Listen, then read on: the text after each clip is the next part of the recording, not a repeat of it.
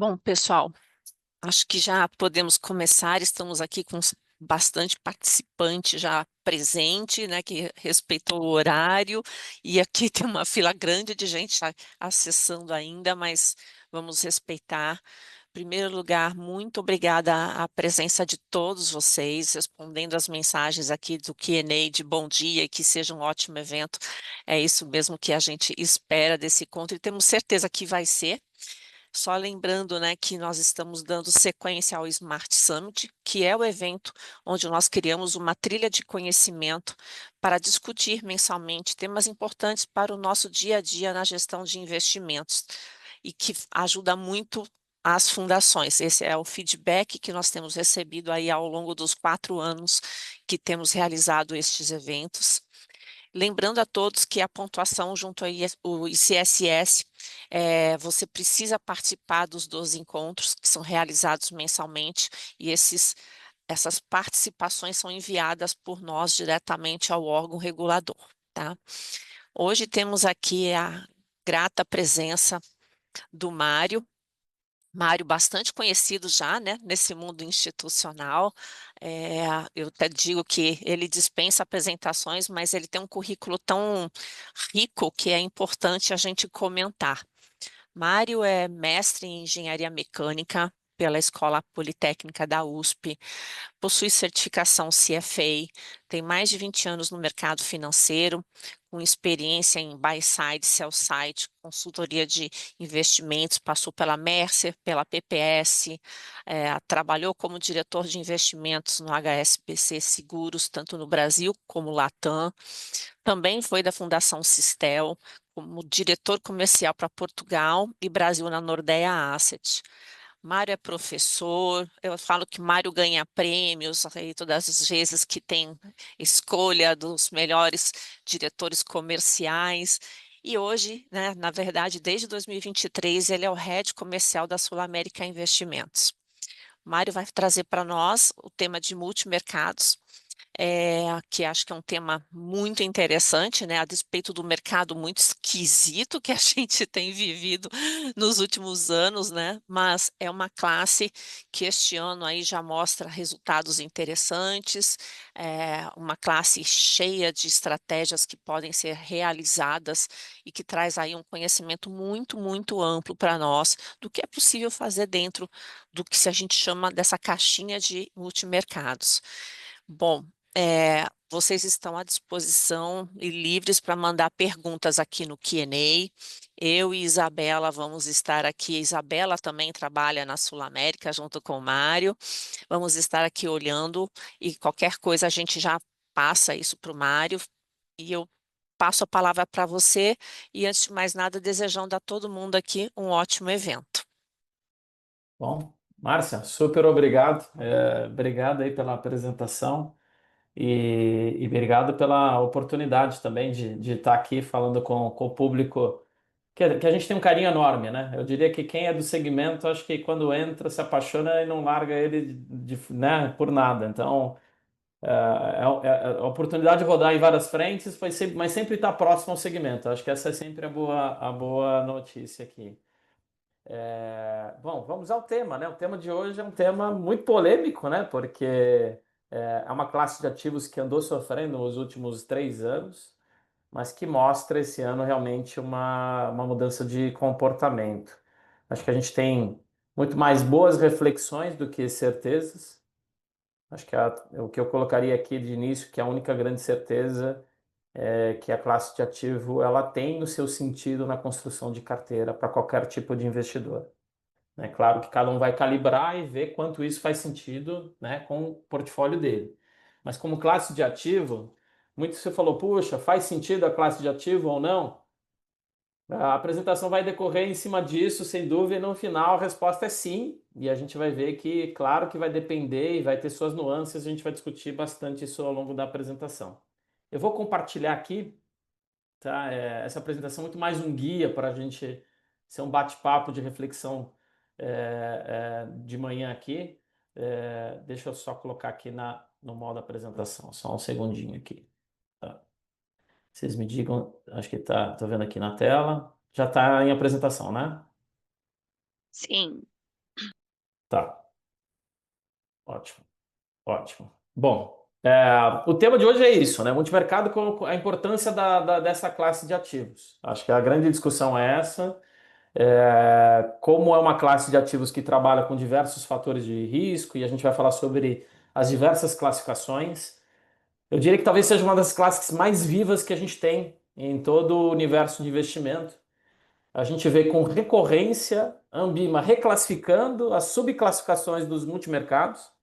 A gente vê com recorrência em qualquer outro lugar do mundo essa subclassificação, até mesmo porque eu diria que é uma classe de ativos viva e ela demanda muito o que a gente chama conhecimento de gestão. Acho que é uma classe que a gente chama, lá fora o pessoal chama de skill-based, é uma classe de ativos que você passa esse mandato a alguém pela competência desse alguém, esse gestor, essa estrutura, essa equipe, conseguir entregar resultado, e aí a gente vai entender as suas nuances e vai ver se ela faz sentido e como faz sentido dentro da carteira dos investidores, sobretudo dos investidores institucionais que a gente está falando aqui como grande parte do público. Bom, primeiro uma classificação geral, mais para a gente introduzir o nosso assunto aqui, né? O que é a classe de ativo multimercado, né? Então a gente tem diversas, eu diria, diversas formas de qualificar essa classe de ativos. A estratégia, bom, alguns colocam aqui, estratégia que se pode caracterizar pela ausência do compromisso de concentração em um único fator de risco específico. Isso é fato? É fato. Depende de algumas estratégias de multimercados. Mas a gente também tem outras estratégias de multimercados que elas trabalham com uma arbitragem muito específica. Então, ela vai estar um pouco mais concentrada em algum fator de risco específico. Então, essa classificação, ela não é uma classificação homogênea e única, mas ela também vale por uma série de estratégias dentro do universo de multimercado.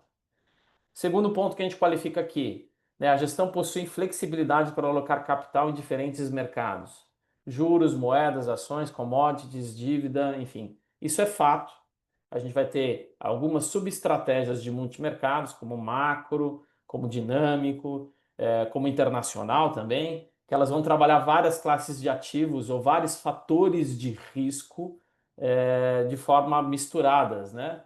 Mas a gente também vai ter algumas mais específicas. Então, muitas vezes a gente está falando de um long short neutro ou long short direcional. Muitas vezes são estratégias que usam basicamente ações, né? Faz o que a gente chama de stock picking, que é, ou seja, selecionar ações que eu tenho entendimento que ele vai ter um potencial de valorização para os próximos, sei lá, meses. Alguns que a gente entende que tem uma simetria de preço e que essa simetria ela vai convergir, ou seja, uma diferencial de preços entre dois ativos podem convergir. Então, essas são estratégias também flexíveis, também mais direcionadas a determinados nichos dentro desse universo e também se qualificam dentro desse guarda-chuva chamado multimercado.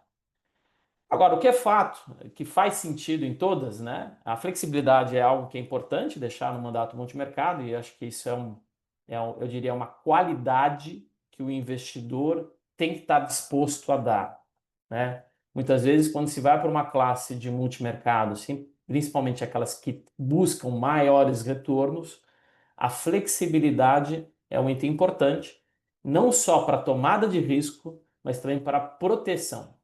Acho que esse é um ponto importante. A gente pode falar sobre critérios de alavancagem. Para aqui, eu já tive muitas conversas, inclusive com o SUSEP, discussões sobre o que é alavancagem, o que não é alavancagem. Então, a gente pode ter uma apresentação específica para discutir alavancagem, tá? Mas, tipicamente, alavancar não significa só tomar risco unidirecional, né? Muitas vezes, se você faz uma alavancagem específica por determinados fatores de risco, você pode muitas vezes utilizar até essa própria alavancagem como uma neutralização das outras exposições que você tem da carteira, neutralização de risco. Então, tem que entender bem, né, os critérios de como se qualificar a alavancagem. Mas o fato é, o objetivo primário é gerar retornos através de gestão ativa. Então, quando a gente fala em instrumentos de multimercado, espera-se um bom nível de atividade. Espera-se que, como eu mencionei, você está passando um mandato para alguém que tenha conhecimento específico, que tenha um grau de qualificação suficiente para tomar decisões de investimento e conseguir retornos acima dos benchmarks. Outro ponto importante, que eu diria que é uma qualidade que é interessante, sobretudo, como classe de ativo. Nessa classe multimercado, procurar estratégias que se descorrelacionem dos fatores de risco estruturais da carteira. Então, essa frase é muito importante porque quando a gente está falando, principalmente de um investidor institucional, ele tem posições estruturais que são comuns, como posicionamentos em inflação de longo prazo, né? Estamos falando aí nos IMAs, nas NTNBs. Então, quando a gente procurar algum gestor, do ponto de vista de diversificação de fatores, é importante que ele seja um tanto quanto descorrelacionado para gerar esse benefício, né, que a gente chama de diversificação de carteira e redução de risco não sistemático. Bom, e por que serve? Acho que esse aqui, bom, o que a gente coloca essa tabela eu diria que é uma tabela ultra conhecida em muitas apresentações, e eu diria, e muitas apresentações, inclusive de multimercados, talvez essa seja uma das mais apresentadas aqui. Mas o fato, qual é a grande reflexão dessa tabela aqui, né? O que ela apresenta para nós, né? Apresenta o retorno histórico, ano a ano, de diversos fatores, vamos colocar assim, fatores de risco, se a gente for de uma forma aqui mais simplificada.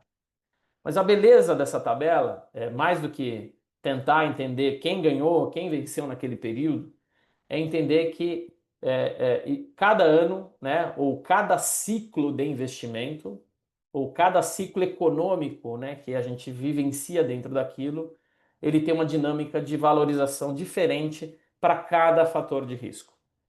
Vamos dar uma olhada aqui 2015. O dólar foi bem no 2015, 2018, depois ele teve um ano também relativamente bom aí comparado com os demais em 2024, mas também teve anos em que o dólar foi negativo, né? 2016, né? Quando a gente teve ali a transição, né, do governo Dilma também para o governo Temer. Então a gente tem, a depender, né? Tem momentos de retorno muito interessantes para a classe, tem retornos de retorno bastante baixos para a classe.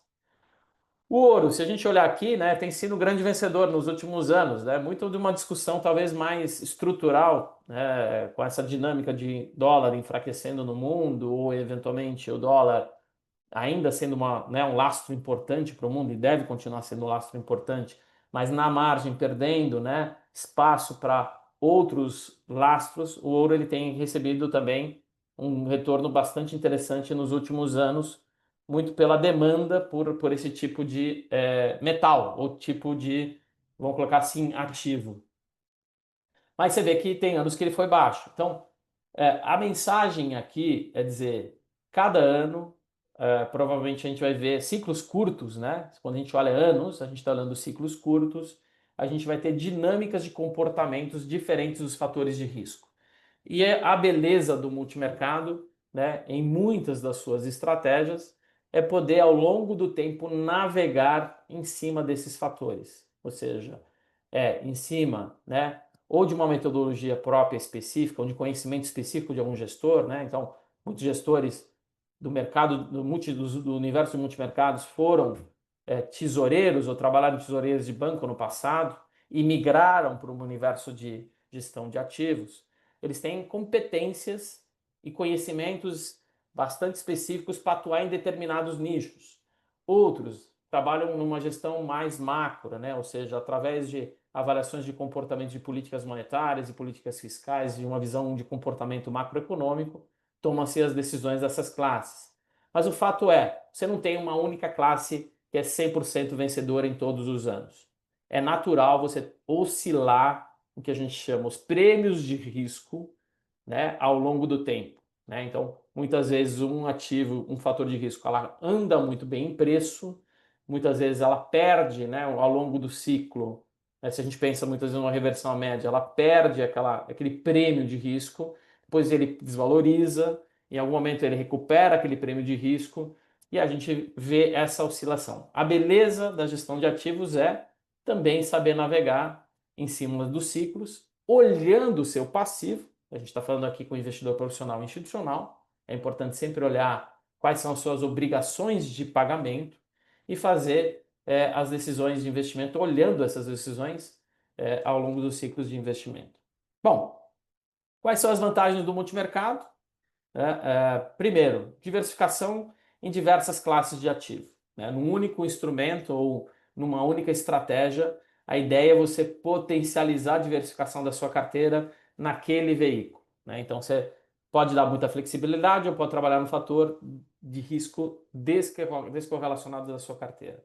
Uma estrutura flexível, então você pode investir em vários instrumentos. Normalmente, o grau de liberdade é um grau de liberdade um tanto quanto interessante para se trabalhar em termos de ativos, títulos públicos, privados, ações, câmbio, derivativos. Ele apresenta, vou colocar até do lado, né, bastante dinamismo, então o que se espera é nível de atividade elevado. Né? Então acho que muito aqui de todo investidor que coloca na classe de multimercado, você espera que o gestor ele se movimente, sobretudo no Brasil. Né? Quando a gente olha lá fora, claro que a gente espera que as pessoas, os gestores se movimentem, mas os ciclos econômicos no Brasil são de frequências mais curtas. Então quando você tem economias com dinamismo, ou seja, com ciclos mais curtos, as mudanças do comportamento dos fatores de risco, elas são muito mais presentes numa economia em desenvolvimento, né, ou seja, o mercado emergente, por exemplo, do que nas economias desenvolvidas, né, que muitas vezes você consegue ter, claro que tem um certo dinamismo, mas a frequência, o ciclo econômico, ele é um pouco mais ampliado, né, vamos colocar assim. Então, esse dinamismo você espera do gestor que ele consiga executar. E ele buscar diferentes fontes. Puxa, se estruturalmente a carteira, né, da instituição já é bem posicionada em inflação, ou seja, bem posicionado talvez no CDI de baixo risco, você espera que tenha algum nível de atividade, algum nível de tomada de risco para que se faça a alocação ali. E ponto que a gente coloca aqui, um outro ponto importante, é otimizar a relação risco-retorno. Então, eu diria que a proposta de uma grande parte dos multimercados é dizer, eu tenho para você uma boa proposta de retorno ajustado a risco. Ou seja, ao longo do tempo, eu procuro dar um retorno relacionado ao risco que eu tenho, que seja interessante para você, investidor, dentro do seu contexto de carteira. Bom, e por que multimercados? Né? A gente vai ainda estar aqui na parte de introdução, depois a gente vai entrar um pouco nas reflexões de dados, que acho que é o que a gente, talvez seja a parte mais interessante aqui da apresentação. Né? Bom, primeiro, assim, estratégias que demandam bom nível de atividade, isso eu comentei, então é de se esperar, é de se cobrar e é de ficar em cima do próprio gestor que ele tem atividade de gestão frequente, né? Mesmo no posicionamento mais estrutural, que ele avalie aqueles cenários com bastante frequência, que ele tenha que fazer talvez menores ajustes ao longo do tempo. Demanda um nível bastante elevado de especialização. Então, muito da nossa formação aí a gente pode contar um pouquinho de história aqui, né, do Brasil e de certa forma do lado de fora do mundo. Os bancos tomavam muito risco nas suas tesourarias, né? Estamos falando aí no final da década de 90, começo dos anos 2000. Lehman Brothers acho que foi um divisor de águas bastante importante aí sobre a manutenção de tomada de risco das tesourarias dos bancos. Então, o desfecho do Lehman Brothers teve um escrutínio muito grande, né, de Dodd-Frank, enfim, de várias legislações internacionais que, de alguma forma, limitaram, né, o uso de tomada de risco dentro das tesourarias de bancos. E você tem uma migração natural de muitos profissionais, né, que saíram do universo de tesourarias de bancos para o universo de gestão de terceiros. Então, muita gente migrou, e a gente vê muito dessa formação do mercado, de multimercado do Brasil também, de profissionais vindos de tesourarias de instituições bancárias devido a essa mudança de comportamento. Né? Então, hoje as tesourarias, né, ainda tomam alguns riscos, mas no passado eu diria que o nível de flexibilidade de tomada de risco dos bancos era muito maior do que é hoje. Houve então essa migração para os multimercados. E a gente tem um pouco de história aqui. Depois a gente vai ver que a gente teve década passada um ciclo de expansão monetária muito forte, né, com os bancos centrais injetando muita liquidez, e foi, eu diria que um céu de brigadeiro para muitas classes de ativos, sobretudo as classes multimercados, mas está muito relacionado a fatores de risco andarem muito bem. Né? Depois disso, a gente teve mudanças de regime, e aí vem a pergunta se eles ainda podem se comportar bem. Eu diria que sim, mas a gente vai chegar a essa conclusão mais no final dessa apresentação. Bom, Aqui, basicamente, só para comentar que os multimercados são realmente uma estratégia que demanda um conhecimento específico, né? Você está comprando a capacidade do gestor. Por isso que não é fácil selecionar um multimercado, não é fácil é, é, avaliar um multimercado, porque você está olhando, na hora que você está investindo, você está avaliando a capacidade daquela equipe, daquele gestor, né, ou daquela estrutura continuar a entregar resultado olhando para frente. É um desafio, então por isso tem que ter muita qualidade na avaliação naquele momento da contratação. Um outro ponto que acho que é importante, acho que aí a gente começa a entrar nas diferenciações em relação a outros mercados, como é que é o comportamento do multimercado e qual a diferença com os hedge funds internacionais, né? Fala assim, puxa, os multimercados brasileiros são os hedge funds. Como é que ela existem diferenças bastante importantes entre os multimercados no Brasil, o contexto de multimercado no Brasil e o contexto dos hedge funds internacionais. Eu diria que a grande diferença começa na definição regulatória, ou seja, aqui no arcabouço do Brasil, os multimercados eles têm uma definição regulatória clara, ou seja, existe uma definição pela própria CVM, você tem informações de marcações, né, desses multimercados líquidos, né, informações diárias, você tem,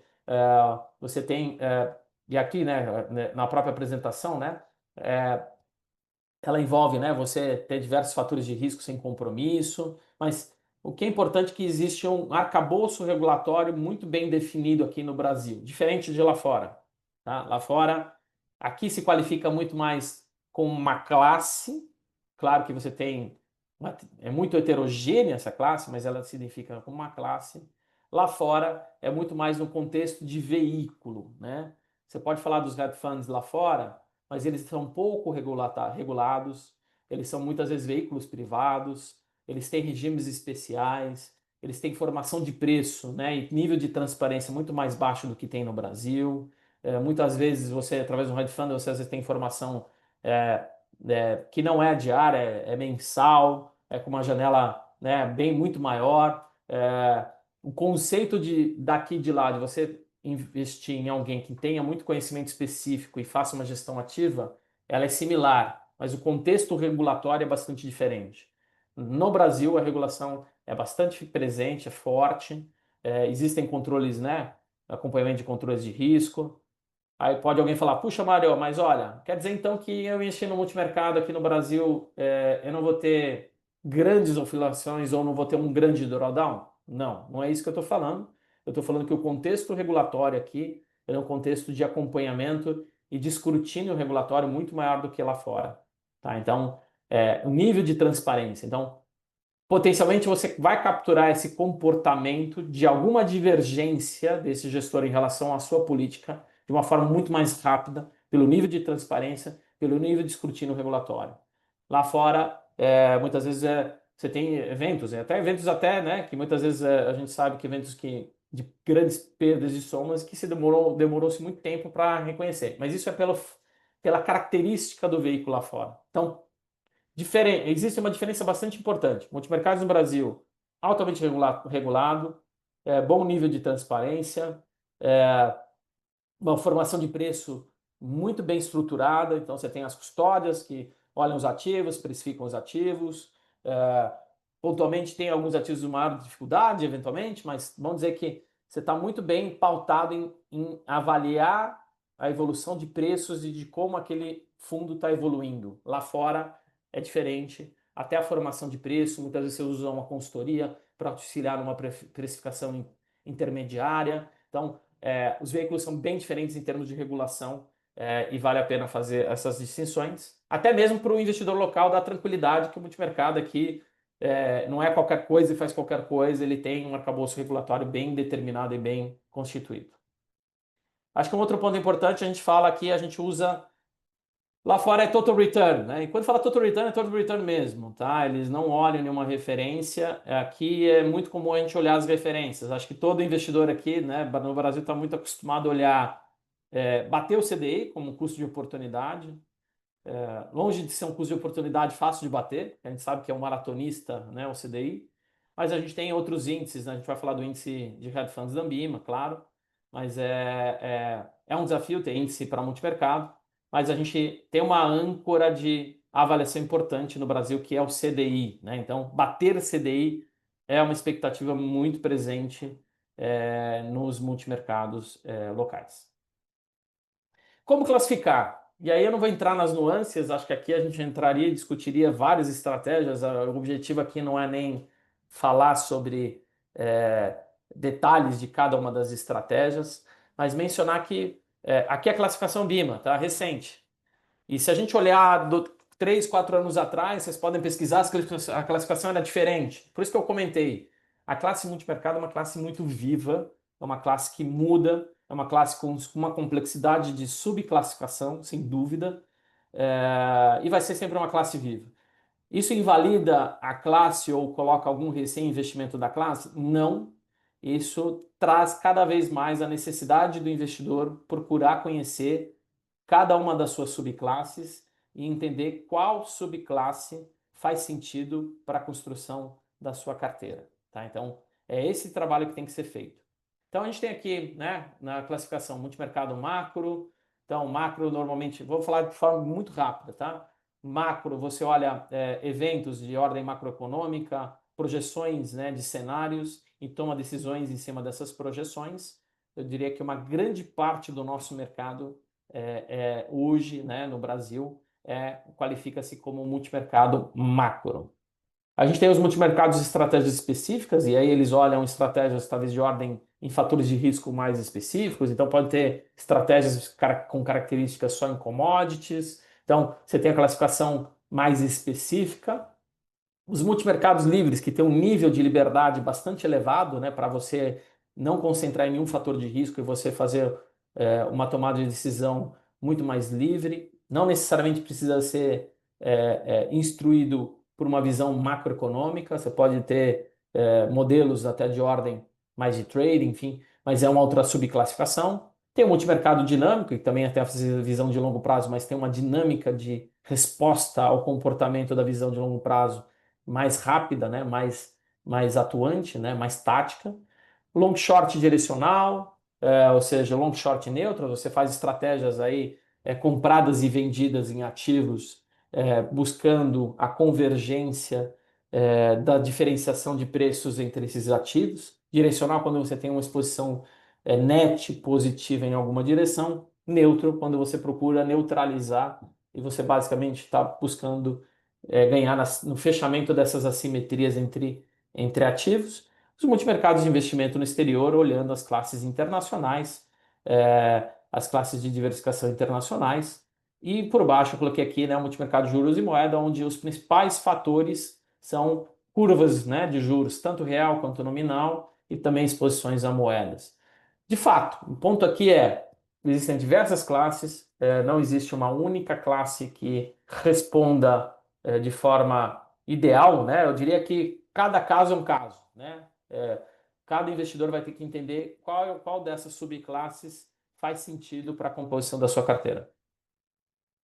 E aí a gente entra aqui no índice de hedge funds da BIMA, né? Então, na falta de algum índice, né? Talvez esse seja o índice que melhor represente, ou é difícil dizer que melhor represente, mas algum índice que represente a classe, vamos dizer assim, né? Esse é um índice da Ambima, né? Um índice de multimercados, e eles utilizam inclusive o termo hedge funds, sabendo que os hedge funds lá fora eles têm um comportamento menos regulado que o nosso, mas o IHFA, ele é o principal, talvez seja, né, eu diria, um dos principais índices de referência do nosso mercado multimercado. E o que ele faz? Né? Ele olha basicamente hoje, né, a gente está falando que ele é composto, no terceiro trimestre de 25, ele hoje é composto por 277 fundos. Então a gente pode entrar na Ambima, olhar o detalhamento, abrir quais são os fundos, avaliar qual é o percentual de participação de cada um dos fundos. Mas basicamente o que a gente está buscando aqui são os fundos de maior representatividade de multimercados no Brasil, e eles têm uma ponderação também ali por nível, né, de tamanho e representatividade no próprio índice. Aqui a gente tem a quebra embaixo para a gente ter um pouco de ideia dentro das subclasses, né, ou das classificações Ambima para multimercado, como é que o índice é composto. Então, a gente tem aí 41% aproximadamente em multimercado macro. Então, macro, que acaba sendo hoje maior classe, né, maior classificação ou subclassificação do índice.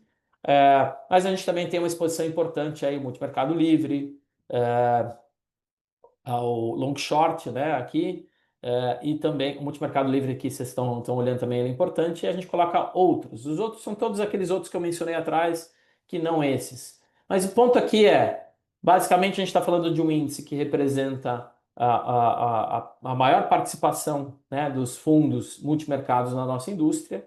Ele é revisto trimestralmente e ele tem um rebalanceamento e tem uma mudança até muitas vezes substancial. Saem 30 fundos, 40 fundos, enfim, você tem uma flutuação.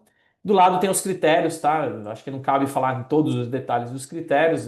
Se eu abrir ali o destaque do índice da Ambima, tem muito mais detalhes, mas basicamente o fundo tem que estar enquadrado há mais de um ano na classe, multimercado, está excluído os fundos fechados e que não cobram taxa de performance, excluído também com número de cotistas inferior a 10. A ideia é não ter fundos restritos ou fundos exclusivos aqui na qualificação. E você também exclui fundos que não divulgam cotas diariamente. Tá? Então, a ideia é um índice bastante representativo dos fundos mais líquidos e os fundos abertos aos investidores. Bom, falamos do índice. Mário, Oi, pode até falar. para você respirar um Tá louco. segundinho, chegou uma pergunta aqui para mim que é o seguinte: qual é hoje, né, o impacto da reprecificação dos ativos internacionais dentro dessa estratégia de multimercados? Porque a pessoa até me coloca assim, em um mundo mais volátil, né, e fragmentado, qual é o papel da diversificação global dentro dos multimercados brasileiros? Acho que aqui você vai começar a falar de risco, talvez aqui dá até para Boa, engrenar já com essa pergunta. boa. Bom, eu vou dar uma visão muito pessoal, tá? Acho que eu vou falar de forma até um pouco mais estrutural e depois eu entro na classe, tá? Hoje no Brasil, claro, a dívida pública brasileira é totalmente interna, né? A gente tem basicamente interna, não vou falar totalmente, mas né, na sua grande massa interna. Então você não tem basicamente um risco de default, você tem basicamente por inflação, você pode de alguma forma minimizar os impactos dessa progressão de dívida. O que eu quero colocar aqui é que o Brasil, né, perante o investidor local, não vai ser um grande risco de default, mas a carteira do investidor local está altamente concentrada em risco Brasil e, sobretudo, título público brasileiro. Agora, a gente tem um ponto aqui de reflexão. A gente está falando que a gente está falando de previdência complementar. A previdência complementar, ela, como o nome fala, ela é adicional à previdência social, à previdência de ordem pública, né, o regime geral, que é um regime de repartição. A gente já sabe que o regime geral é um regime com grande dificuldade, né? Não dá para falar se vai entrar em colapso ou não, porque a gente, né, poderia estar, mas aqui que ao longo do tempo a gente tem uma expectativa de receber sempre menos, porque a gente sabe que a população ativa diminui em relação e tem uma tendência de continuar diminuir em relação à população que está como aposentado, ou seja, os ativos que pagam os aposentados, regime de repartição. O fato é, a gente tem risco aqui Brasil no regime geral. Complementar, totalmente posicionado no risco Brasil. Se a gente for pensar da ordem de risco, a gente tem um risco altamente concentrado ao Brasil. O que a gente está dizendo se o Brasil tivesse em algum momento entrando em colapso, a gente teria um problema de regime geral e teria um problema de regime complementar. Então, do ponto de vista de investimento, a diversificação internacional faz muito sentido, porque você tem uma diversificação de fatores de risco internacionais, você está financiando estruturas internacionais que não respondem necessariamente ao comportamento só do Brasil, né? Ou seja, se o Brasil eventualmente entrasse em colapso, vamos colocar o caso do Chile. Se o Chile é uma previdência que tem uma parte do investimento, né, no capital do mercado de capitais chileno, mas a grande parte internacional. Lá talvez não seja maior porque o mercado de capitais chileno é menor e os fundos de pensão têm que investir lá fora. Mas se o Chile entrar em colapso, parte dos ativos sofrem, mas você não perde todo o resultado porque você tem uma parte lá fora. caso o Brasil viesse a sofrer, a gente tem um problema estrutural. Acho que esse é o primeiro ponto. Eu só fazer um paralelo aqui. Não acho que o Brasil entra em colapso, mas a gente tem um risco muito interno. Então, a diversificação internacional é saudável sobre a ótica de balanço de risco, aí olhando de uma forma um pouco mais estrutural. Olhando especificamente sobre o veículo multimercado. Os fatores de riscos internacionais, eles são importantes para uma geração de resultado? A resposta é sim. Eu diria que assim, o Brasil é um mercado grande, profundo, mas é um mercado de poucas classes, poucos ativos. Se a gente olhar, a gente acaba fazendo, tem estrutura lá, né, de corporativo, que são lá os financeiros e não financeiros. Agora está se desenvolvendo mais a parte de investimentos estruturados, né, em crédito, mas a gente tem um mercado de derivativos bem desenvolvido, ótimo, de público bem desenvolvido, mas a gente não tem uma diversidade ainda, comparado com lá fora, muito grande. Você tem grandes economias que têm muito mais possibilidades. Então, o fato de a gente não alcançar lá fora é o fato de você negligenciar que você pode ter um universo de ótimas oportunidades lá fora. Então, faz sentido. Em relação a turbulências e oscilações, o que a análise empírica mostra, né? Primeiro que a diversificação de moedas é saudável para um portfólio de longo prazo, né? Então, a gente vê muitas vezes que o comportamento, não só no curto prazo, mas a gente quando olha a longo prazo, moedas de outros países, elas têm um comportamento de certo nível de descorrelação com o Brasil, principalmente aquelas não vinculadas a ciclos de commodities, né? Então, você pode ter uma diversificação interessante. Ou seja, a hora que o Brasil estiver dando errado, né? Ou seja, os fatores de risco brasileiro estiverem dando para trás, potencialmente está exposto em outras moedas ou outros fatores, vai balancear os níveis de risco da carteira. Então, a exposição internacional é interessante, faz sentido, mas demanda especialidade. Então, investir lá fora não é simples, não é fácil, precisa de muito conhecimento, muita estrutura e muita capacidade de alcançar, né? Então, aí é uma outra discussão, mas respondendo a pergunta, sim. Puxa, a volatilidade lá fora é alta? Bom, o que dirá a nossa aqui? Que a gente sabe que a nossa volatilidade emergente e as amplitudes são muito maiores. Que faz sentido do ponto de vista de balanço de riscos? Total. O Brasil paga um juro muito alto? Essa é uma discussão que, em alguns momentos, pode fazer mais sentido estar exposto lá fora ou menos sentido estar exposto lá fora. Mas que o nível de exposição internacional, algum nível de exposição internacional faz sentido? Certamente faz. Talvez não para os planos de benefício definido, tá? Aí é uma outra discussão. Plano BD, quem está muito posicionado em NTNB, fazendo casamento de fluxo de caixa, fazendo fatores de risco locais para proteger da inflação local, é uma outra dinâmica. Mas os planos de contribuição definida, as arquiteturas que demandam um balanço de risco mais equilibrado, faz todo sentido ter investimento internacional. Eu vou aproveitar nessa linha, e até pelo slide que está na tela, né, o desafio da classe no Brasil. Chegou uma pergunta aqui também do Felipe, dentro dessa perspectiva que você acabou de nos comentar, se os fatores previdenciários que estabelecem a meta atuarial são também fatores internos, não seria uma exposição de risco desnecessária colocar em multimercados, mesmo sabendo que a exposição máxima do fundo deve ser baixa devido à regulação? Bom ponto. Aí eu vou fazer algumas outras avaliações. Eu sei que hoje a gente não tem quase mais passivo em GP, não é? Mas os poucos que restam a gente não tem praticamente ativos locais, porque olhando, a gente tem que olhar a fragmentação do índice de inflação, né?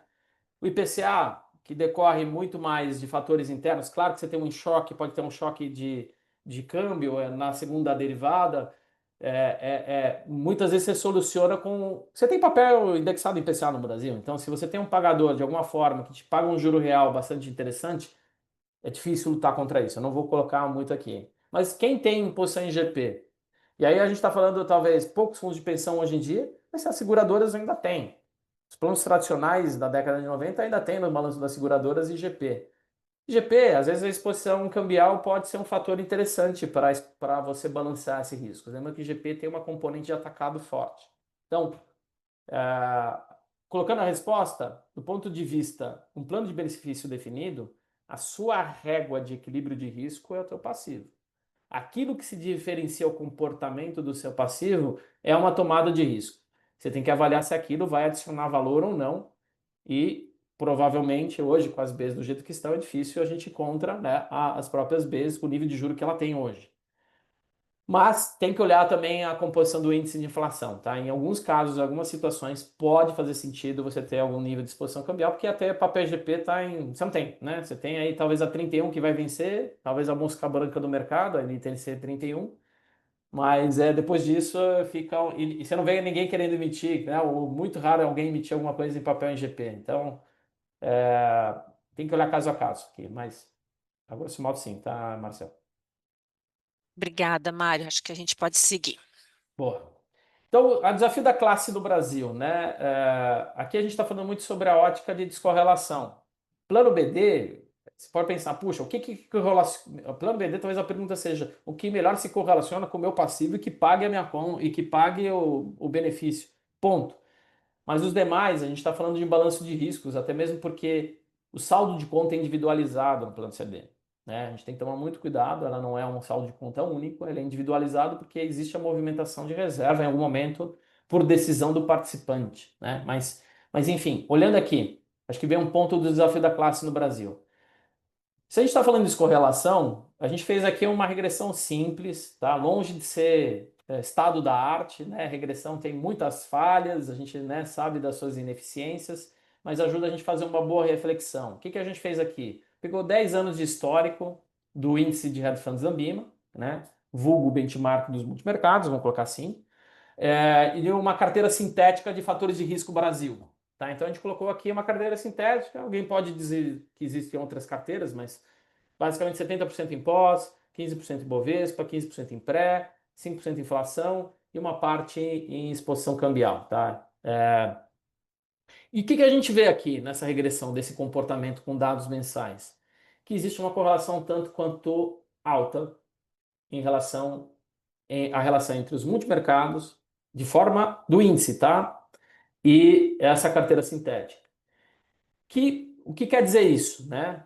Que estruturalmente a classe, ao longo do tempo, se comportou de forma muito parecida com os fatores predominantes usuais, né, de risco Brasil. E aí tem que ter realmente o nosso desafio aqui. Puxa, será que isso faz sentido? O que a gente busca não é exatamente, mas o que a gente busca é que ele também se diferencie esses fatores. Que esses fatores são muito comuns. Aqui, por exemplo, vamos falar de um plano de contribuição definida, tá? Não estou falando de um plano de benefício definido. Um plano de contribuição definida é muito comum você olhar, talvez, uma participação muito parecida com a composição dessa carteira ao longo do tempo. Pode mudar, mas aqui é uma hipotética. Então, a correlação é elevada, isso aos componentes de risco. Ou seja, quando eles vão bem, né? Essa a classe, quando vai mal, a classe vai muito mal. Mas não dá para a gente dizer, puxa, olhando esse gráfico, nunca vou investir em multimercado. A gente tem que ver que tem gente que faz trabalho bastante diferente. Tem gente que tem muita propriedade em descorrelacionar e trazer valor relativo interessante. Então, o desafio aqui é saber escolher, buscar aquele que vai realmente entregar um diferencial, fazer esse exercício em relação à sua carteira e avaliar quem vai trazer um benefício. Bom, e como é que foi a performance histórica, tá? Essa aqui não é o índice de Red Funds Ambima, esse foi um estudo desenvolvido pela nossa área quant aqui da própria Sul América. A gente pegou classificação, isso foi dados no começo, né? Logo no começo do ano, acho que fechamento de fevereiro, março, se não me engano, março, a gente pegou esses dados, o primeiro tri, entre o fevereiro e março, e a gente fez uma avaliação histórica do vulgo classe multimercados, e a gente olhou segundo a classificação CVM, a gente fez um filtro também com os multimercados que têm taxas superiores a um ponto percentual ao ano. E a gente fez também um segundo filtro, aqueles que não tinham exposição a crédito privado acima de 50%. Ou seja, muitas vezes porque o crédito privado ela tem risco, mas do ponto de vista de risco de mercado, ela pode inibir, né, um pouco durante o período a flutuação, ou seja, a parte ele minimiza os efeitos de risco de mercado muitas vezes. Você tem risco de crédito, mas não captura como efeito de mercado. O que a gente viu aqui? A gente viu que, e olha que curioso, de 16 até 2020, até a pandemia, foi um período muito bom para o mercado, para a indústria de multimercado, né?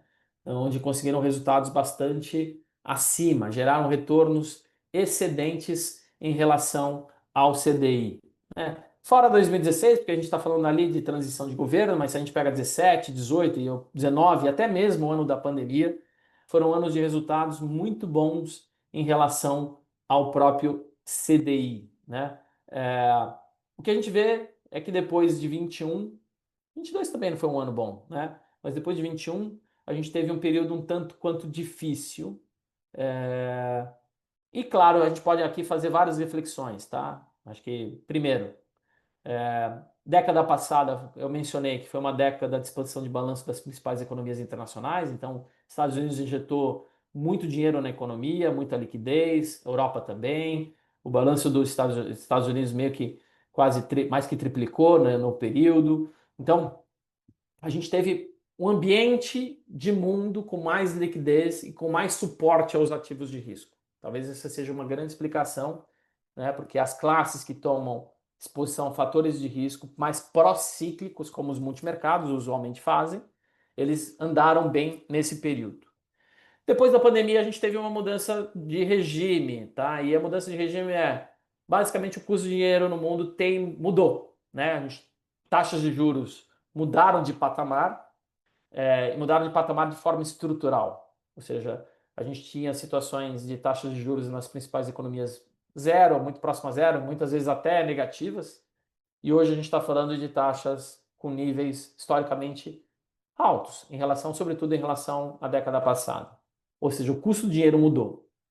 Nesse mundo onde o custo do dinheiro mudou, essa transição de comportamento, eu diria que foi um grande desafio para a captura de muitos mercados. Então, a gente vê historicamente muitos mercados que andaram bem por década, ou até muitas vezes quase 2 décadas, nesse novo regime ele tendo muito mais dificuldade de se enquadrar.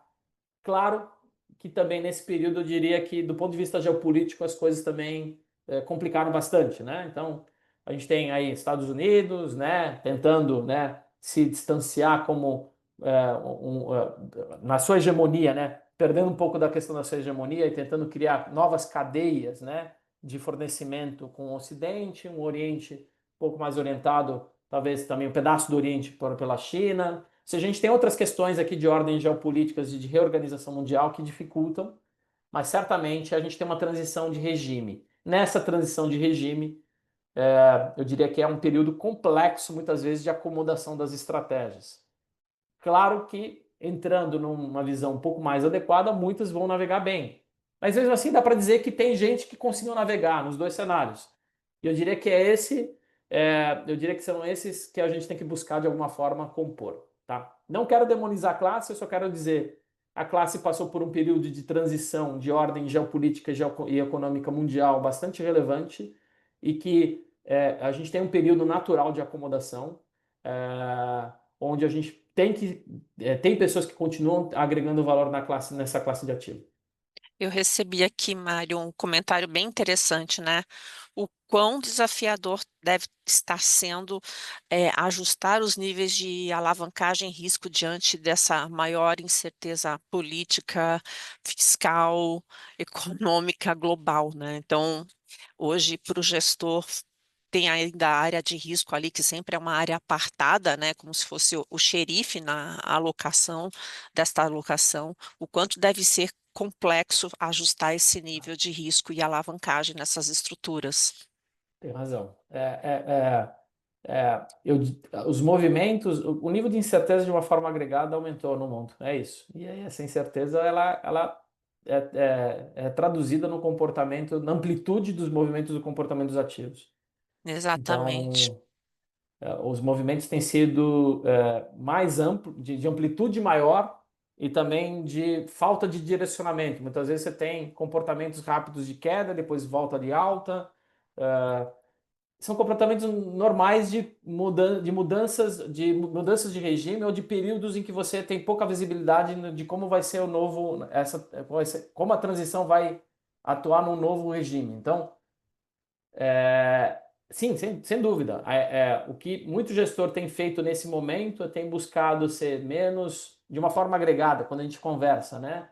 posições menos estruturais e mais táticas, né? Então ele tem tomado cuidado, né? Ele reduz o horizonte de investimento dele, porque o nível de incerteza aumenta. Então, se ele trabalha muitas vezes com projeções de 6 anos, 1 ano, 2 anos para materialização de um cenário, ele começa a trazer para 2 semanas, um mês, porque a dinâmica de mundo, né, faz com que ele tenha que se adaptar.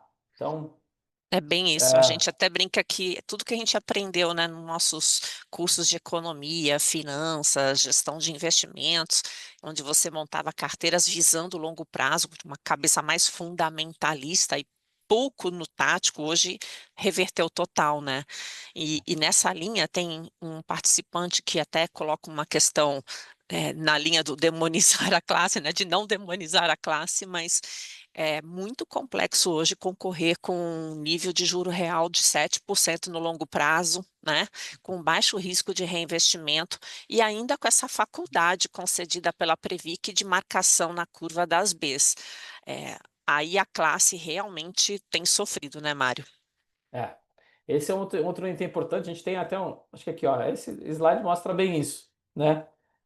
Resgates recordes da classe, né? Ou seja, a gente teve aí 2024, perdão, estou subindo aqui. 2024, né? 350 bi de saída da classe, ou seja, é um montante gigantesco. E saídas acumuladas desde 2022 na ordem de meio tri, né? Ou seja, é muito dinheiro que se deslocou.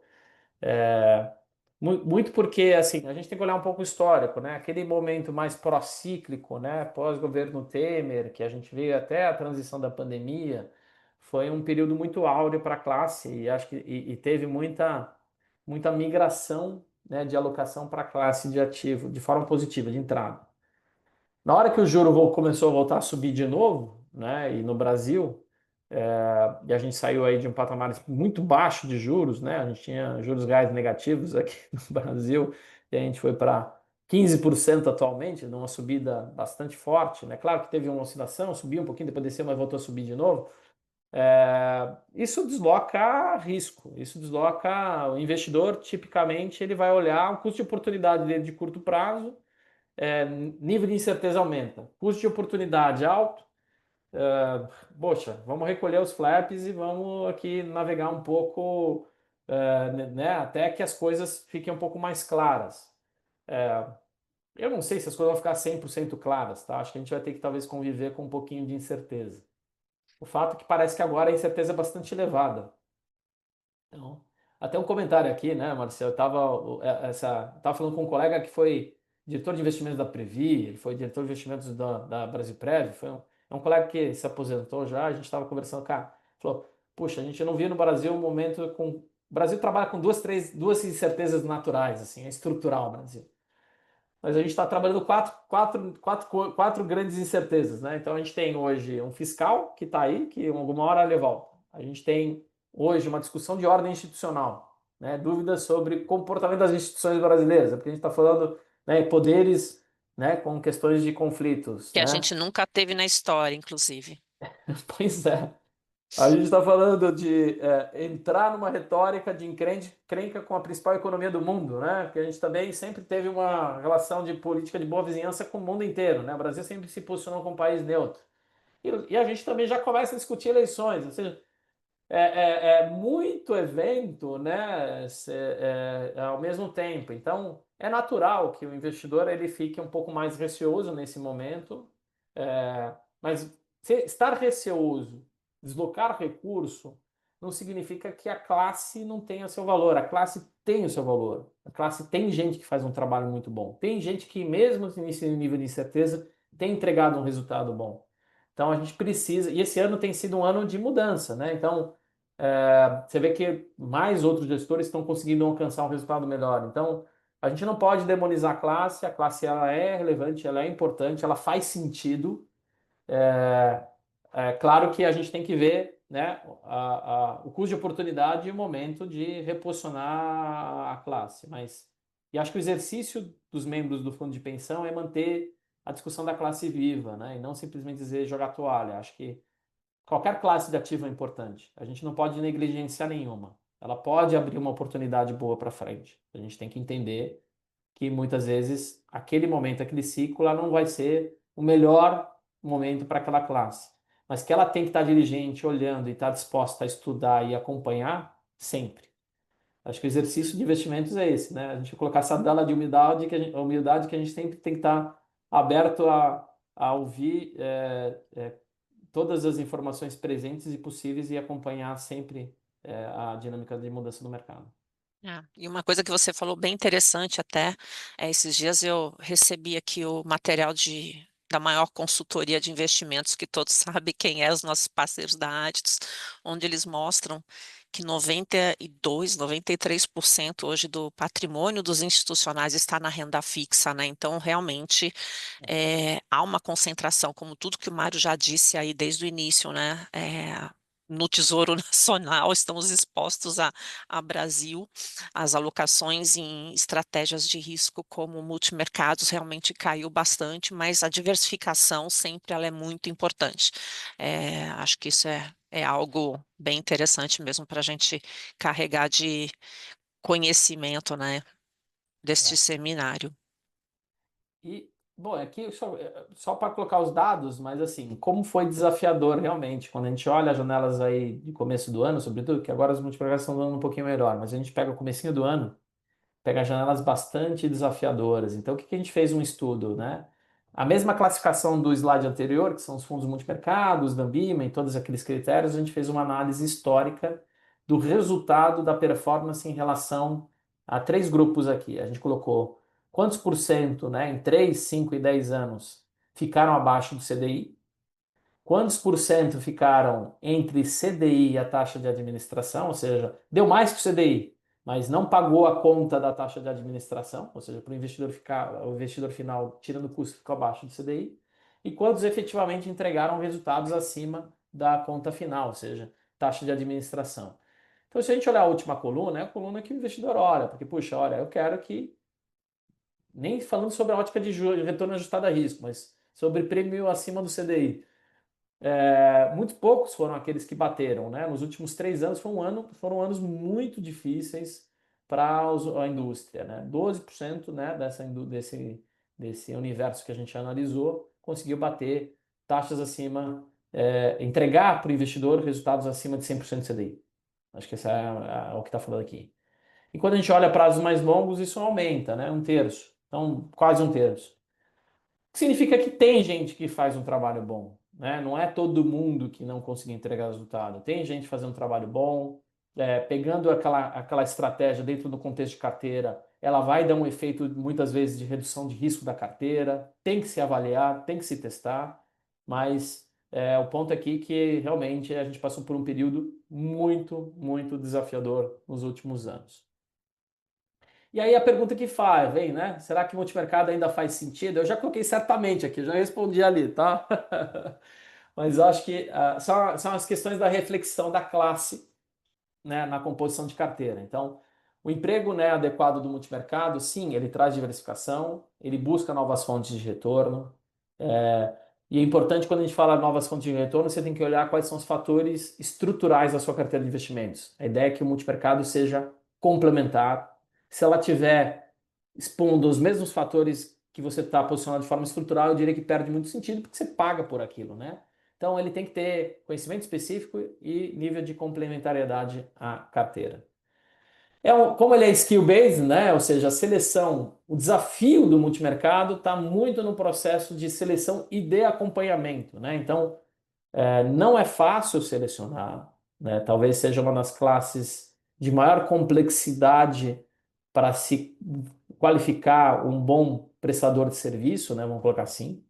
É, mas é muito importante gastar muita energia nessa etapa, né? Ou ter pessoas com um bom nível de qualificação para fazer esse trabalho por vocês, tá? Então, depois eu vou colocar aqui o slide que você pode fazer isso de forma interna ou terceirizada. Claro que aí você vai ter opções, mas eu diria que aqui é um ponto-chave. Selecionar, né, os parceiros ideais para a composição da carteira. Esse é o principal ponto, né, na classe. Mas não é simples selecionar, então você precisa aspectos quantitativos e qualitativos.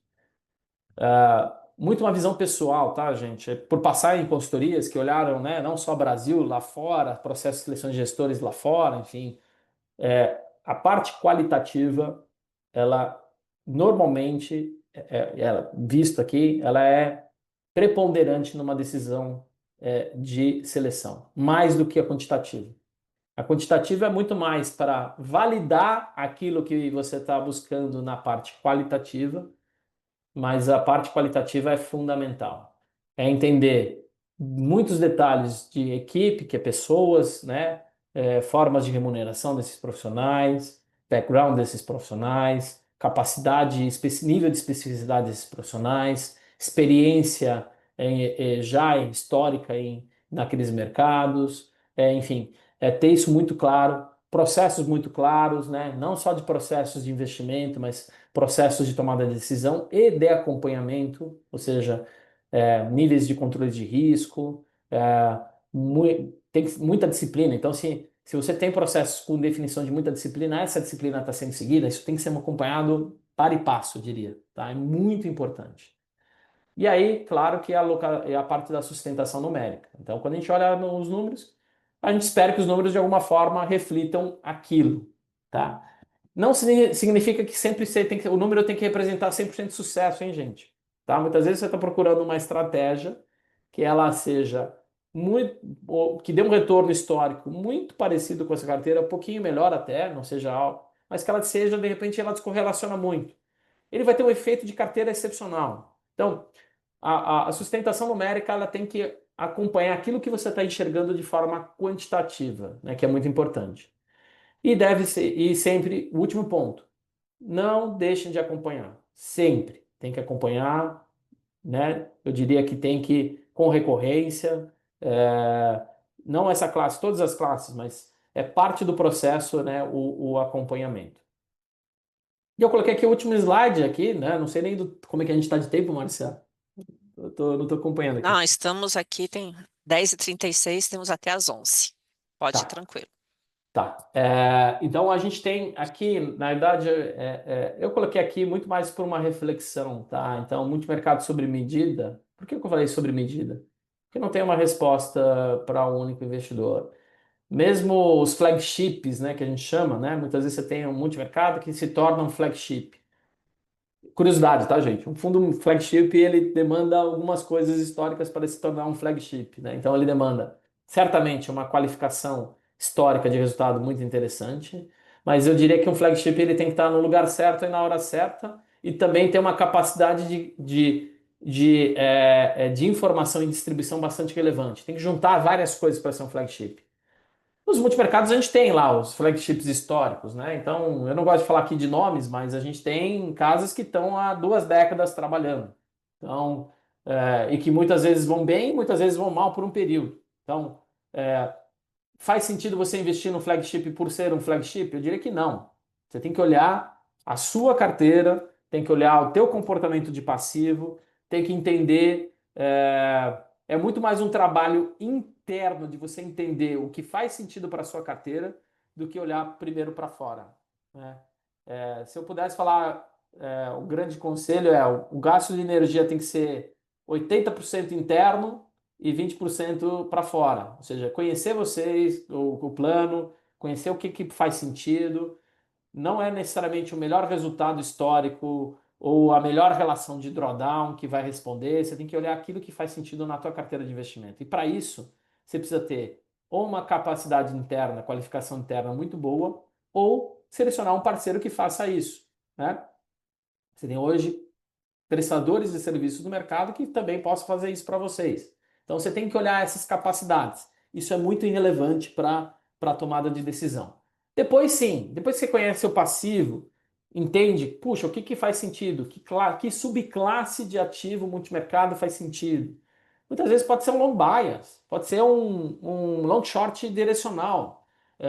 Você tem que entender o que faz sentido para a sua carteira. Aí você vai olhar a proposta de retorno ajustada ao risco dentro do teu contexto. Só depois você vai olhar para fora, começar a olhar para fora. Puxa, peraí, então deixa eu ver o que faz sentido, né? Vou olhar quem são os melhores daquele ranking. Muitas vezes os melhores não são os que têm melhor nível de descorrelação. Você tem que olhar todos esses detalhes, mapear, entra num processo efetivo de selecionar. Então, como eu comentei, essa parte é uma parte extremamente importante, porque como é um produto de conhecimento do gestor, não é que você tá comprando uma carteira estruturada daquilo, você está comprando a capacidade dele se movimentar e criar valor. Então você tem que selecionar com calma, monitorar, sem dúvida, sempre, nunca deixe de lado, isso tem que ser um acompanhamento contínuo, e revalidar, né? Quando eu falo revalidar constante, com recorrência. Acho que muitos fundos de pensão fazem isso de forma até muito bem feita, né? Tem manuais e fala, olha, a gente tem que fazer uma revalidação. Revalidação não significa fazer uma mudança de parceiro, mas uma revalidação constante sobre aquela prestação de serviço e o nível é, enfim, de valor, né? Que aquela estratégia está fazendo para um contexto de carteira, né? E o fato é uma jornada que nunca vai terminar. Então, assim, não dá para se acomodar. Mercado financeiro. A exceção, né, Márcia, de quem compra papel na curva. Aí dá para sentar, olhar, enfim, né? É, Claro que tem que tomar cuidado com a liquidez, né? Mas aí é um pouco diferente. Mas a mercado a gente tem que estar sempre olhando, né? perfeito, Mário. Olha, nada como termos um professor falando sobre estratégia de investimento, né? Assim, conteúdo extremamente didático, claro. Tem algumas perguntinhas aqui para você. Primeiro, muita gente te felicitando pela explanação. E uma pergunta que veio é: qual a sua visão com relação à aplicação em ETFs que nos permitem acessar bolsa local e também os instrumentos no exterior? Eu pessoalmente gosto da combinação de gestão ativa e passiva. Acho que não tem a predominância de A ou B com A. Eu acho que os dois têm suas belezas e tem que ser exploradas, né? Então, a minha visão é uma visão, sim, positiva.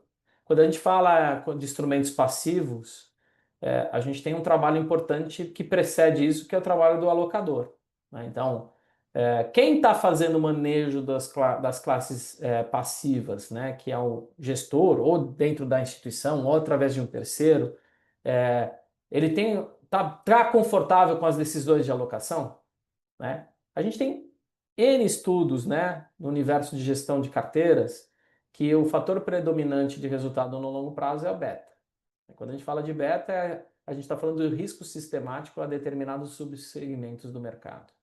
Então, os ETFs, como instrumentos, pela até questão do nível de custo ser um pouco mais baixo, não, ou tanto mais baixo, vamos colocar assim, que em muitos casos, eles são bons instrumentos para você ficar exposto a determinados betas de mercado. Mas o alquimista, né, ou o grande, né, articulador é o alocador. Então, sim, eu acho ótimo, eu acho que é um instrumento que deve ser sempre considerado. Acredito na gestão ativa, acho que a gente faz muito bem gestão ativa e entrega resultado, gera alfa acima daquele índice de mercado, mas demanda especialização em tudo que a gente falou. Mas o ponto aqui também, um ponto importante é onde está o alocador e o que o alocador está definindo. Ele vai ser talvez o mais importante, um dos mais importantes no resultado final. Então, a gente não pode negligenciar a figura do alocador. Perfeito. Uma outra pergunta que chegou é: quais métricas de risco, né? VaR, drawdown, volatilidade, stress test, são as mais adequadas para avaliar essa classe de multimercados? Vamos lá. Eu diria que não tem uma única, hein? Eu acho que se a gente falar em um único parâmetro de avaliação de risco ou de acompanhamento, eu talvez seria aqui. Eu acho que o que a gente tem que olhar é cada subclasse talvez tenha uma organização de índices que vai melhor representar isso, tá? Então, tipicamente, vou dar um exemplo, tá? Quando a gente fala de beta renda variável, que são betas elevadíssimos, Sharpe não é um índice bom para se acompanhar. Então, fundos que têm maior volatilidade, não acho que o Sharpe seja o melhor índice, né? Fundos de ações normalmente utilizam taxa de informação, que é o Information Ratio, que é um índice de acompanhamento mais interessante porque ele olha contra o tracking error. É, Você pode ter surtino, você vai ter. Então, eu diria que para cada subclasse a gente vai ter um comportamento. E também tem aquilo que faz sentido para o investidor, né? Então, puxa, eu estou lá num plano que eu sei que os meus participantes são aversos a risco. Mas ser averso a risco puxa, machuca muito o drawdown, né? Se ele ficar 2 meses com um resultado abaixo do benchmark ou abaixo de 100% CDI, não é dramático, mas se ele tomar um drawdown um drawdown suficientemente alto que dê um resultado negativo no mês, isso é um problema. Puxa, drawdown pode ser um parâmetro importante para você. Então, a combinação, né, dos elementos elas são importantes aqui, né? Então, VaR, sem dúvida, do ponto de vista de gestão, é um instrumento que vai ser usado em praticamente todas as carteiras, apesar de não ser uma avaliação estatística, né, que não vai defender 100% das situações, mas ele é um parâmetro bastante interessante de administração de risco de mercado.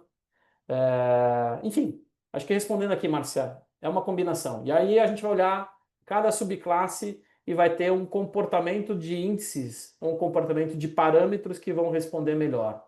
Não tem um único, mas Exato. muitas vezes é uma combinação de alguns. Exatamente. Chegou uma pergunta falando de futuro e inovação, tá? Como você enxerga que as estratégias quantitativas e o uso da inteligência artificial podem vir a transformar essa classe? É um ótimo ponto, tá? E assim, acho que a gente tem que fazer alguns paralelos com lá fora, né? Então, eu acredito no suporte quantitativo para a tomada de decisão muito, né? É negligenciar a inovação.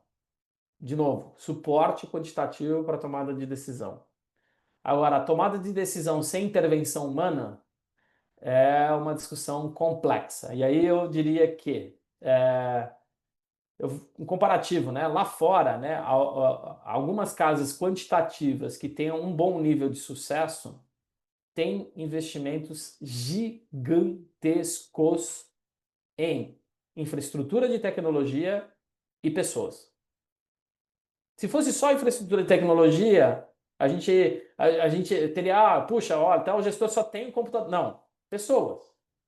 Então, assim, se a pessoa está ali no ponto final de tomada de decisão, porque ela que vai implementar a carteira, ou se a pessoa está atrás de um algoritmo administrando o comportamento desse algoritmo, querendo ou não, tem sempre uma intervenção humana de muita qualidade. Então, eu diria que sim, eu diria que acho que é interessante, a gente tem que ficar atento, mas eu ainda acredito na combinação dos dois, né? Muita qualidade humana com muita capacidade tecnológica para desenvolver sucesso. Qual o melhor modelo? Acho que muitos vão ter propostas diferentes e podem ter boas respostas também com propostas diferentes. Não vai ter uma única que vai ser provavelmente a vencedora. E uma última, tá? Essa daqui, mais olhando para cenário, o que que vocês projetam para 2026, olhando até para esta classe, um ano que promete muita volatilidade em virtude de ano eleitoral. Só um adendo, né? A gente está vivendo, acho que volatilidade, como você bem disse, desde a pandemia. Eu brinco que a gente que tem cabelo branco e está no mercado aí há muitos anos, a gente nunca viu uma janela tão complexa como a de 2020 até o presente momento, onde nem existe, nem se fala mais de cisne negros, né? Porque eles aparecem a todo momento, então já meio que viraram corriqueiros. Mas essa é a pergunta do participante aí para você, bem desafiadora. Eu tenho um viés, vamos dizer, do mesmo de vista, do ponto de vista mais a simetria um pouco mais positiva para a classe, vamos colocar assim, né? Eu acho que a classe sofreu muito nos últimos anos e sofreu muito porque é muito difícil ver a mudança, avaliar a mudança de regime, de política, inclusive monetária brasileira, né? O 24 a gente começou o ano, né? Final de 23 discutindo corte de juro. E a gente voltou de novo a subir juro. Foi muito difícil, né? É, mas assim, segundo a nossa visão e boa parte do mercado, o nível de juro atual do Brasil parece bastante restritivo. E acho que qualquer um, aí falando um pouco de Brasil, né? O que é talvez um grande sinal? É que mesmo com as questões de turbulências internas, a gente ainda não vê o real se desvalorizando, né? Ou seja, o real está conseguindo, nesse nível de juro, né, com alguns desaforos bons ali, eu diria, ele tem conseguido se manter num patamar bom e até na margem se valorizar. Aparentemente, a gente, mesma coisa para as expectativas de inflação, né? Focus, né, que é apresentado pelo Banco Central, com recorrência, inclusive essa semana, né? Redução da expectativa de inflação para o ano. Então, aparentemente, a gente está num momento bastante restritivo, onde tem margem para corte de juros. Normalmente, o mercado já precifica, tá? É claro que o mercado se antecipa. Mas normalmente, né, a classe ela tende também bem em cenários, né, de movimentos de fechamentos de juros. Então, se a gente olhar sobre a ótica histórica, assim, política monetária, a ótica histórica, parece que a classe tem potencial para destravar valor olhando para frente. Claro, né? A gente sempre faz um parênteses. Claro que a depender de muitas coisas que podem acontecer, né? Não só no Brasil, mas lá fora, né? Então, é, ela acomoda, sim, um nível de incerteza razoável, mas aparentemente ela tem potencial para destravar valor aí para os próximos anos, tá? Então, o destaque vai ser escolher a estratégia que faça sentido para você e o bom parceiro para fazer isso. Não é uma classe de posicionamento estrutural, tá? Eu acho que é uma classe de posicionamento bem selecionado, mas que faz sentido, assim, para a composição de carteira. Concordo plenamente. Bom, gente, inicialmente, muito obrigada a vocês da Sul América que estiveram conosco aqui, nossos parceiros no Tag Summit, nossos parceiros aqui no Smart Summit, Isabela, Mário, toda a equipe, Nair, que se juntou recentemente. Então, todos vocês, muito obrigada. Aos participantes, o nosso muito obrigado também. Lembrando que agora, nessa semana, dia 27 e 28, temos o Summit Conselheiros. Quem quiser se inscrever e ainda não se inscreveu, tiver com alguma dificuldade, pode procurar o nosso time. Vamos ter aí um conteúdo muito rico nos 2 dias, comissão das 2 da tarde, indo até às 6 da tarde. É uma coisa mais voltada a outras pautas que não investimentos, então vamos falar aí sobre longevidade, sobre planejamento financeiro, sobre financial well-being, sustentabilidade. Então vai ser bem incrível, contamos com todos vocês, convidem todos das fundações, sintam-se à vontade para espalhar os convites. E a todos vocês, muito obrigada. Qualquer pergunta que alguém quiser depois encaminhar ao Mário, se quiser, pode mandar para a gente encaminha, ele responde. E passo aí os minutinhos finais aí para a turma Sul-América. Bom, só agradecer, né? A Nair também entrou aqui, né, Nair? Boa. Então, acho que passar Exato, essa, gente. essa, essa boa notícia que a Nair, né, começou conosco aqui na Sul América há menos de um mês, né, Nair? Acho que 3 semanas. Ah. 3 semanas, mas estou com uma sensação que já estou aqui assim há 6 meses. Tanta coisa. Essa é a sensação do mercado financeiro. Eu tenho a sensação que eu estou 90 anos trabalhando no mercado financeiro já, viu, gente? Tem muita coisa acontecendo, né? Mas Bem isso é, mesmo. mas agradecer de verdade, tá? Agradecer a parceria da TAG, o espaço. De novo, é muito mais uma reflexão, né, Marcia? Porque a gente não tem respostas absolutas. Acho que nem investimento vai nunca ter uma resposta absoluta, mas boas reflexões. Sim. E, e agradecer essa oportunidade e também agradecer, né, Isabela, também por trabalhar e ajudar a coordenar isso conosco. Então, aqui a parte da equipe também, tá? Do nosso lado, um abraço carinhoso e muito obrigado, né? Que é isso que eu posso dizer. Ok. Bom, gente, obrigada a todos. Lembrando que nós vamos estar com esse evento gravado para quem não pôde assistir online real time. E esperamos vocês para o próximo encontro do mês que vem. Abraços. Tchau, tchau.